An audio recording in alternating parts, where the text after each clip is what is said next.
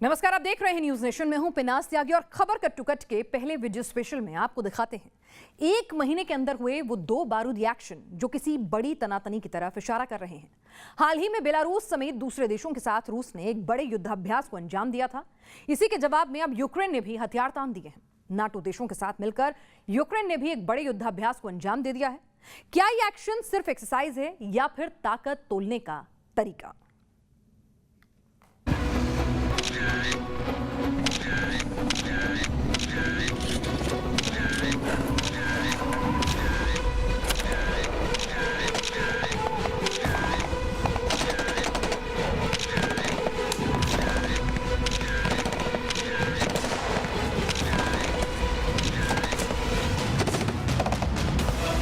Ukraine के शहर यारोविव का इंटरनेशनल पीस कीपिंग सेंटर।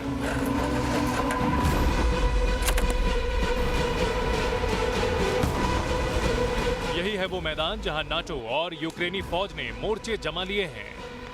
एक तरफ तोप और टैंकों से धमाके हो रहे हैं तो दूसरी तरफ घात लगाकर हमले की तैयारी हो रही है।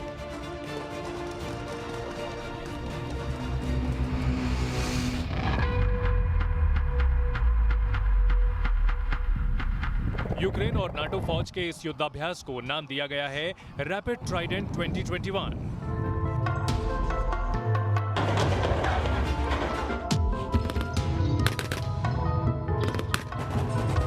पिछले साल भी नाटो के सदस्य देशों के साथ यूक्रेन की फौज ने ऐसा ही युद्धाभ्यास किया था, लेकिन इस बार वॉर एक्सरसाइज की टाइमिंग को लेकर सवाल उठ रहे हैं। 10 से 16 सितंबर तक रूस और उसके मित्र देशों ने जैपेड 2021 नाम का युद्धाभ्यास किया था और इस संयुक्त एक्सरसाइज को हुए एक हफ्ता भी नहीं हुआ था कि यूक्रेन और नाटो फौज अपने युद्धाभ्यास के साथ मैदान में उतर आई।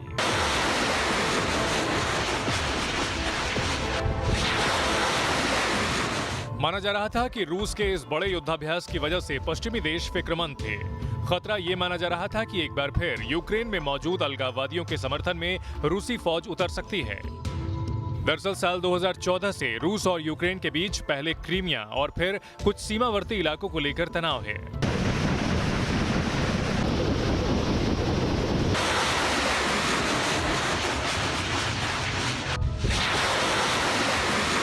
इन इलाकों में रूस समर्थित मिलिशिया लगातार अलगाववादी आंदोलन चला रही है, जिसके चलते कई मौकों पर यूक्रेन और रूस की फौज आमने सामने आ चुकी हैं। इस बार रूस का युद्धाभ्यास और यूक्रेन का जवाब फिर इशारा दे गया कि मध्य एशिया के इन दो देशों के बीच टेंशन अब तक सुलग रही है। Team news nation. और खबर कट टू कट के सुपर स्पेशल में अब बात महंत नरेंद्र गिरी की मौत से जुड़ी हुई। इस केस में रोजाना नए मामले सामने आ रहे हैं। कल तक जो बातें सुसाइड नोट तक सीमित थीं, आज वो लोगों की जुबान पर आ गई हैं। महंत नरेंद्र गिरी समाधिलीन तो हो गए, लेकिन उनकी मौत से जुड़ी मिस्ट्री अब तक साफ नहीं हो पा रही है। जिन बलबीर गिरी का नाम महंत ने अपने सुसाइड नोट में लिया था कि उन्हें उत्तराधिकारी बनाए, उसको लेकर भी अलग अलग बातें हो रही हैं। देखिए कैसे आज महंत नरेंद्र गिरी की मौत समाधि से लेकर एक नए संग्राम की तरफ बढ़ती नजर आई। धर्म योद्धा से इन्होंने संत समाज के लिए, गौ के लिए और विद्यार्थियों के लिए, मंदिर के लिए बहुत लड़ाई लड़ा है। वो हमारे नायक है और उनका आहत होना हमारे सनातन की क्षति है। बागंबरी मठ के महंत नरेंद्र गिरी पूरे विधि विधान के साथ समाधि में लीन हो गए। पोस्टमार्टम हुआ और शुरुआती जांच में दम घुटना मौत की वजह पाया गया। महेंद्र नरेंद्र गिरी के गुरु भाइयों और उनके अनुयायियों के बीच शोक की लहर थी, लेकिन एक ऐसा तबका भी था जिसके अंदर शक की सुई थमने का नाम नहीं ले रही थी। और ऐसी ही एक आवाज थी, मौत के पीछे साजिश। श्री पंच अग्नि अखाड़ा के महामंत्री सोमेश्वरानंद जब मीडिया के सामने आए तो एक सीधा सवाल रखा। सवाल ये कि जिस शख्स ने जिंदगी में एक खत भी नहीं लिखा, वो इतना लंबा चौड़ा सुसाइड नोट कैसे लिख सकता है? और साथ ही मठ की गद्दी और संपत्ति को लेकर लोभ की बात भी सामने रखी। चले गए, सब अत्यंत दुखी तो हैं, लेकिन जो कारण बन रहा है सुसाइड नोट लिखा गया जैसे, तो अब सुसाइड नोट में अब उसका जांच होगी, उसकी राइटिंग है या नहीं है। ये बहुत से लोग कह रहे हैं इस बात को, केवल वो साइन करते थे, बहुत से कर्मचारी थे उनके लिखने के लिए, सबसे लिखाते थे, जब कोई लिखना होता दूसरों को बुला के लिखवाते थे। तो ये तो कहें जब सबके सामने इतना ज्यादा नहीं लिखा गया, हर व्यक्ति स्वाभाविक है कहेगा। संतों के इस तबके से सामने आई आवाजों से साजिश के अलग अलग पहलुओं को सामने रखा गया। संतों के एक धड़े को लगता है कि नरेंद्र गिरी ने आत्महत्या नहीं की। कुछ संत ये भी मान रहे हैं कि मठ के स्वामित्व या किसी जायदाद से जुड़े विवाद को लेकर नरेंद्र गिरी को निशाना बनाया गया। और संत ये भी मान रहे हैं कि जिस भी शख्स को महंत की मौत से फायदा होता, कोई ऐसा शख्स इस साजिश का हिस्सा हो सकता है।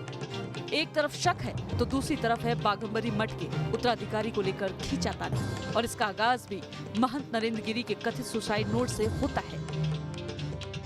अगर आप इस सुसाइड नोट पर गौर करेंगे तो पता चलेगा कि बार बार इस खत में नरेंद्र गिरी के शिष्य बलबीर गिरी का नाम लिखा गया। न सिर्फ बलबीर गिरी को उत्तराधिकारी बनाने के बारे में लिखा गया, बल्कि मठ के दूसरे सदस्यों से बलबीर गिरी का ख्याल रखने की भी बात कही गई। अगर सुसाइड नोट ही नरेंद्र गिरी की मौत का सच है तो इसका मतलब है कि वो बलबीर गिरी को उत्तराधिकारी चुन चुके थे। लेकिन संत समाज हर पहलू पर आंख मूंद भरोसा करने को राजी नहीं। अखाड़ा परिषद के पदाधिकारी ऐलान कर रहे हैं इस सुसाइड नोट की बिना पर उत्तराधिकारी नहीं चुना जाएगा।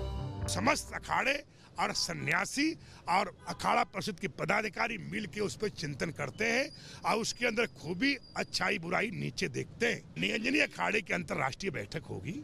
अभी हम लोग तियाम फिर आ रहे हैं, फिर उनकी सोलसी होगी, फिर आएंगे। अखाड़ा परिषद तक जो निरंजनी अखाड़े का तय होगा वो माना जाएगा। अध्यक्ष कौन होगा ये अखाड़ा परिषद तय करेगा। सिर्फ उत्तराधिकारी नहीं बल्कि महंत नरेंद्र गिरी की मौत की जांच को लेकर भी अब दावों का दौर चल पड़ा है। अखाड़ा परिषद ने साफ कर दिया है कि सिर्फ एजेंसियों की जांच से ही नरेंद्र गिरी की डेथ मिस्ट्री का फैसला नहीं होगा। अखाड़ा परिषद खुद इस मौत की जांच करेगी और इस जांच के लिए संतों की एक टीम भी बताई गई। तो क्या ये माना जाए कि संत समाज को पुलिस की जांच पर भरोसा नहीं? क्या संत समाज को ये डर है कि कहीं जांच के दौरान तथ्यों से छेड़छाड़ की जा सकती है, या फिर संत खुद जांच कर इस रहस्य से पर्दा हटाकर अपनी संतुष्टि करना चाहते हैं? भू समाधि लेकर महंत नरेंद्र गिरी तो मोक्ष मार्ग पर चल दिए, लेकिन पीछे छोड़ गए हैं मानो सैकड़ों सवाल, जिनके जवाबों का इंतजार संत समाज से लेकर पूरे देश को। प्रयागराज से मानवेंद्र सिंह के साथ अनिल यादव, न्यूज नेशन। और अब आपको दिखाते हैं खबर का टुकट की ग्राउंड रिपोर्ट सीधे बीकानेर से। बीकानेर में इंडियन आर्मी ने अपने तोपखाने के घातक योद्धा वज्र की ताकत को सामने रखा। इंडियन आर्मी की इस ड्रिल में वज्र की फायर पावर और उसकी मोबिलिटी की नुमाइश की गई। News nation reporter Madhurendra Kumar की ग्राउंड रिपोर्ट में देखिए क्यों K9 वज्र को माना जाता है जंग के मैदान का गेम चेंजर।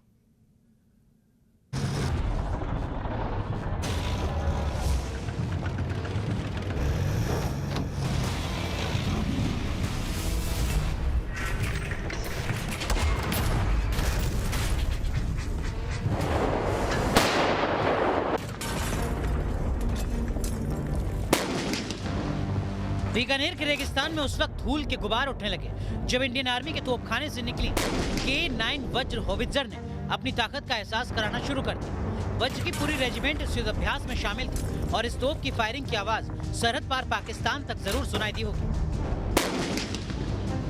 बीकानेर में इस युद्धाभ्यास को अंजाम दिया गया इंडियन आर्मी की सप्त शक्ति कमांड की अगुवाई।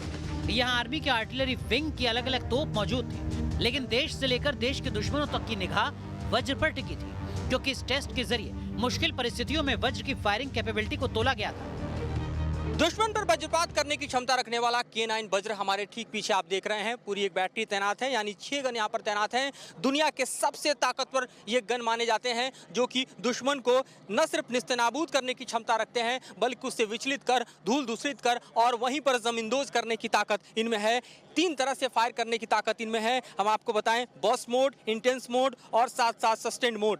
बर्स्ट मोड में ये 30 सेकंड में 3 राउंड फायर करते हैं, जबकि इंटेंस मोड में 3 मिनट में 15 राउंड फायर करते हैं और सस्टेन्ड मोड में ये 60 मिनट में 60 राउंड की फायरिंग करते हैं। तो ये इनकी क्षमता है और इस क्षमता के साथ हम आपको बताएं कि 40 किलोमीटर दूर ये अपने टारगेट को तबाह करने में एक तरह से महारत हासिल कर चुके हैं। K9 वज्र को कोरिया की एक कंपनी के साथ मिलकर तैयार किया गया है। इंडियन आर्मी में शामिल होने के साथ ही इस तोप ने अपनी काबिलियत को साबित किया है। पूर्वी लद्दाख के LAC पर जब चीन से तनातनी हुई तो K9 वज्र को लद्दाख में भी तैनात किया गया था। उन हालातों में भी इस होवित्जर ने साबित किया था कि न सिर्फ इसकी मारक क्षमता घातक है, बल्कि ये कठिन पहाड़ी हालात में पूरी तरह ऑपरेट करने की काबिलियत रखती है।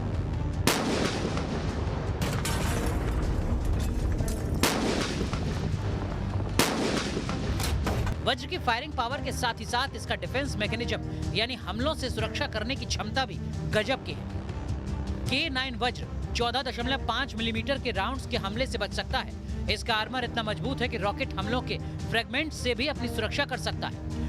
वज्र की एक और बड़ी खासियत है इसकी मोबिलिटी, यानी एक जगह से दूसरी जगह पहुंचाने की क्षमता। ये सेल्फ प्रोपेल्ड गन है, यानी ये खुद ब खुद ऑपरेशन करने वाली जगह पर पहुंच सकती है और टारगेट को तबाह कर सकती है। चाहे रास्ता मैदानी हो या फिर उबड़-खाबड़, इसकी मजबूत चेन हर हालत में सफर पूरा कर सकती है। ये एक बेहतरीन इक्विपमेंट है जिसकी मारक क्षमता बहुत अधिक है और इसकी मोबिलिटी अपने आप में है, ये आप देख चुके हैं, और इसका एक आर्मर्ड प्रोटेक्शन भी है। तो अपने आप में एक संपूर्ण इक्विपमेंट है जो किसी भी टेरेन में, हाई ऑल्टीट्यूड एरियाज हो, डेजर्ट टेरेन्स हो, उसमें काम करने के लिए बहुत ही सक्षम है और हमारी सैन्य शक्ति को निश्चित रूप से बहुत ही सुदृढ़ करता है। इस किस्म के वेपन सिस्टम को रूस समेत दुनिया की कई फौज इस्तेमाल करती रही है। अब इंडियन आर्मी का हिस्सा बन ये होवित्जर दुश्मनों पर वज्रपात के लिए तैयार है।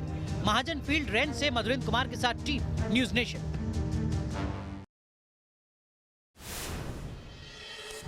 वज्र K9 को इंडियन आर्मी की आर्मर्ड कोर में एक गेम चेंजर की तरह माना जा रहा है और जिस तरह चीन से तनातनी के दौरान यह होवित्जर लद्दाख में जवानों की ताकत बनी, उसने बता दिया कि नाम के मुताबिक यह हथियार वाकई दुश्मन पर वज्रपात करता है। वज्र K9 एक हाई मोबिलिटी होवित्जर है, यानी ये जरूरत मुताबिक अपनी पोजीशन बदलकर फायर कर सकता है। 15 सेकंड में लगातार 3 फायर करने की काबिलियत के साथ ही वज्र एक समय में 6 सैनिकों को भी लेकर मूवमेंट कर सकता है। जिस देश की सेना को उबड़-खाबड़ बैटलफील्ड से दो हाथ करने होते हैं, तकरीबन उन ताकतों के पास वज्र जैसे मोबाइल होवित्जर मौजूद हैं। रूस ने ऐसे ही होवित्जर्स के जरिए अपनी सीमाओं को सुरक्षित कर रखा है। तो अगर आप दक्षिण कोरिया की बात करें तो थंडर भी वज्र की ही कैटेगरी का होवित्जर है।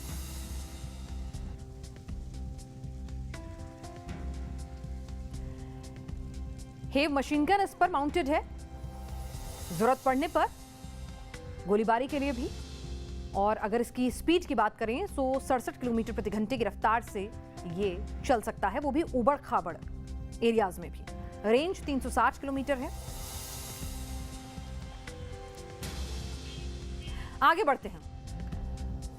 दुनिया का 8वां और भारत की आज तक की सबसे बड़ी ड्रग्स बरामदगी यही है। मोटे तौर पर गुजरात में पकड़ी गई ड्रग्स की उस खेप की पहचान जिसकी कीमत तकरीबन 21,000 करोड़ रुपए बताई जा रही है। डीआरआई की कार्रवाई में नशे की एक खेप तो पकड़ी गई, लेकिन ड्रग्स से भी ज्यादा खतरनाक है वो जगह जहां से ड्रग्स का एक कंसाइनमेंट भेजा गया, यानी अफगानिस्तान। अफगानिस्तान में तालिबान के काबिज हो जाने के बाद यह दूसरा मौका है जब भारत में इतनी बड़ी मात्रा में ड्रग्स की बरामदगी हुई हो, और यह सीधा इशारा है कि एक बार फिर तालिबान नार्को टेरर को एक्टिवेट कर रहा है।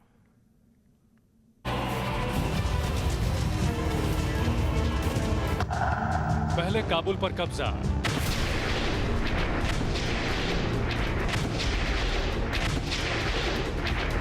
फिर कयामत ढाने वाली सल्तनत,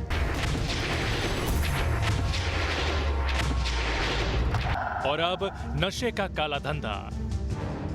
यही है तालिबान का वो काला सच जिसका सबसे बड़ा सबूत गुजरात के मुंद्रा बंदरगाह से सामने आया। 16 सितंबर को मुंद्रा बंदरगाह से डीआरआई ने ड्रग्स की जो खेप बरामद की थी उसमें 3000 किलो अफगान हेरोइन मौजूद थी। इतनी ड्रग्स की भारतीय रुपए में कीमत तकरीबन 21,000 करोड़ रुपए है, यानी ये भारत में आज तक की ड्रग्स की सबसे बड़ी रिकवरी है। हेरोइन की इतनी बड़ी खेप और कनेक्शन भी अफगानिस्तान से, मायने साफ थे कि इस नशीली खेप के पीछे तालिबान का हाथ हो सकता है। लेकिन इस शक को पुख्ता करने के लिए तालिबान के ड्रग सिंडिकेट से जुड़े हर सच को सामने लाना जरूरी था। न्यूज नेशन ने जब इस केस की इन्वेस्टिगेशन शुरू की तो पता चला ये जहाज ईरान के बंदर अब्बास बंदरगाह से चला था, यानी अफगान हेरोइन की ये खेप पहले अफगानिस्तान के कांधार या हेरात से बंदर अब्बास लाई गई और फिर बंदर अब्बास से अरब सागर के जरिए गुजरात के मुंद्रा बंदरगाह तक पहुंची। एशिया में सबसे महंगी और सबसे ज्यादा हेरोइन अफगानिस्तान में ही पैदा होती है और ड्रग्स के धंधे से कमाई तालिबान का पुराना तरीका रहा है।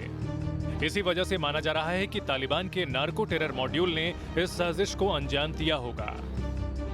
अब तक इस केस में चेन्नई के रहने वाले पति पत्नी की गिरफ्तारी हो चुकी है, जिनके नाम पर ड्रग्स लाने वाला जहाज रजिस्टर्ड था। माना जा रहा है कि ड्रग्स के इस खेप के तार भारत में रह रहे अफगान नागरिकों से भी जुड़े हो सकते हैं। अगर वाकई हिंदुस्तान में रह रहे लोगों के लिंक्स के जरिए 3 टन हेरोइन गुजरात पहुंचाई गई तो इसका सीधा मतलब है कि तालिबान के कनेक्शन भारत तक किसी न किसी तरह से जुड़ चुके हैं। और तालिबान इनका इस्तेमाल भारत के जरिए ड्रग्स की तस्करी बढ़ाने के लिए करेगा। संयुक्त राष्ट्र की एक रिपोर्ट के मुताबिक अफगानिस्तान से सालाना 14 अरब रुपए की अफीम और उससे बनने वाली ड्रग्स का धंधा होता है। ये अफगानिस्तान की जीडीपी का तकरीबन 10% हिस्सा है। तालिबान 1.0 के दौरान इस पूरे धंधे पर तालिबान का कब्जा था और अब एक बार फिर तालिबान ड्रग्स के धंधे पर कंट्रोल जमा रहा है। मुंद्रा से पहले भी 150 करोड़ रुपए की अफगान ड्रग्स बरामद की गई थी। ये ड्रग्स भी ईरान के रास्ते लाई गई थी और इसी वजह से ये शक बढ़ता जा रहा है कि तालिबान अब भारत के रास्ते दुनिया भर में हेरोइन जैसे जानलेवा नशे के धंधे को आगे बढ़ाने की फिराक में है। Team news nation. सिर्फ तालिबान ही नहीं बल्कि अफगानिस्तान में सक्रिय तकरीबन हर आतंकी संगठन ड्रग्स के धंधे में शामिल है और नशे के कारोबार से मिलने वाला पैसा ही आतंकी इरादों को अंजाम तक पहुंचाता है। अफगानिस्तान से अफीम और हेरोइन की तस्करी का पूरा धंधा पाकिस्तान की खुफिया एजेंसी आईएसआई के इशारे पर चलता है। आईएसआई ही वो रूट तैयार करती है जहां से ड्रग्स दुनिया के अलग अलग हिस्सों में पहुंचाई जाती है और डी कंपनी समेत कई और गैंग्स के जरिए आईएसआई इस धंधे से मिलने वाले पैसे को पाकिस्तानी फौज तक पहुंचाती है। सिर्फ दक्षिण एशिया ही नहीं बल्कि मिडिल ईस्ट से लेकर अफ्रीका और लैटिन अमेरिका तक आतंकी संगठन ड्रग मनी से अपने आतंक को उधार देते हैं, चाहे फिर कोलंबिया के फार गुरिल्ला का कोकेन ट्रेड हो या फिर अफ्रीका में बोको हराम। हर आतंकी संगठन नशे के धंधे से ही मानो अपनी दुकान चलाता नजर आ रहा है। इसी आतंक को दुनिया अब नार्को टेरर के नाम से जान रही है।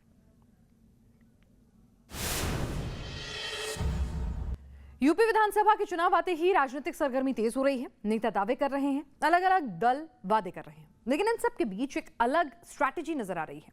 ओवैसी कैंप की ये रणनीति है, पोस्टर लगाओ, विवाद भड़काओ और अगर पता चला तो वोट पाओ। अयोध्या में पोस्टर लगाकर ओवैसी की सभा सुर्खियों में आई थी। अब बारी संभल की थी, जहां ओवैसी के स्वागत के लिए पोस्टर लगाए गए और लिख दिया गया, गाजियों और वलियों की जमीन पर ओवैसी का इस्तकबाल है। संभल को गाजियों का शहर क्यों कहा गया, क्या है इसके पॉलिटिकल मायने, देखिए खबर कट टू कट की ये पॉलिटिकल रिपोर्ट।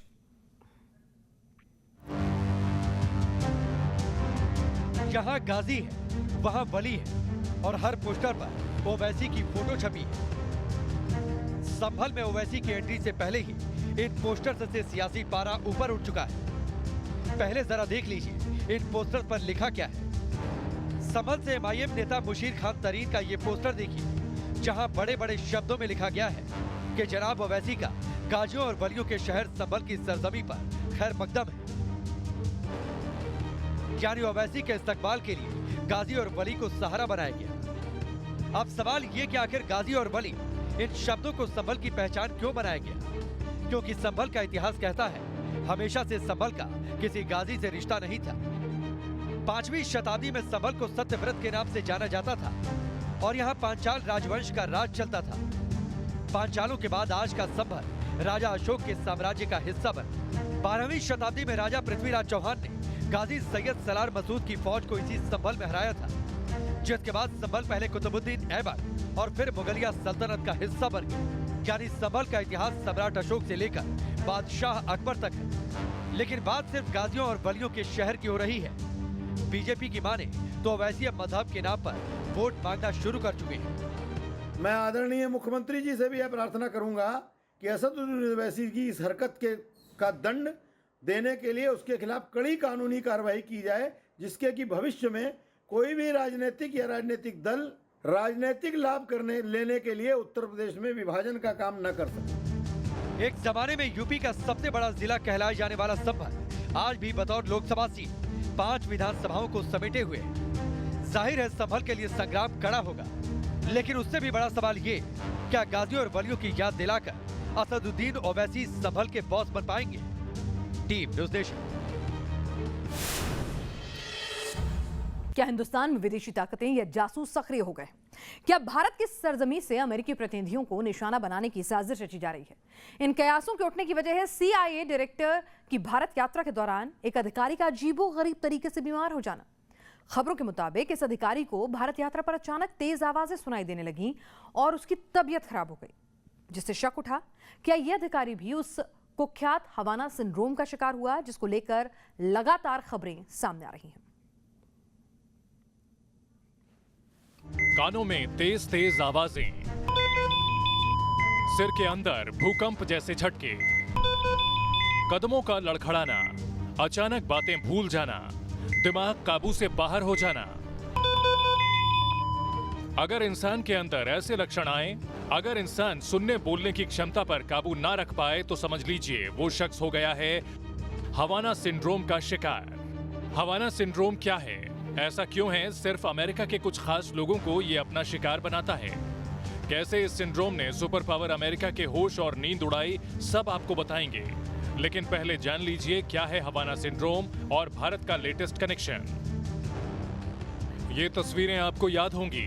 अफगानिस्तान में तालिबान का कब्जा हो जाने के कुछ ही वक्त बाद CIA chief William Burns Bharat आए थे और दिल्ली में उनकी मुलाकात national security adviser Ajit Doval से हुई थी। इसी दौरान बर्न्स के एक सहयोगी को कानों में तेज आवाजें सुनाई जाने लगी और शक जताया गया कि इस अधिकारी को हवाना सिंड्रोम से टारगेट किया गया। तो आपने देखी देश और दुनिया की हर वो खबर जो जानना समझना आपके लिए जरूरी था खबर का टुकट में। आज के लिए बस इतना ही। आप बने रहिए न्यूज़ नेशन के संग।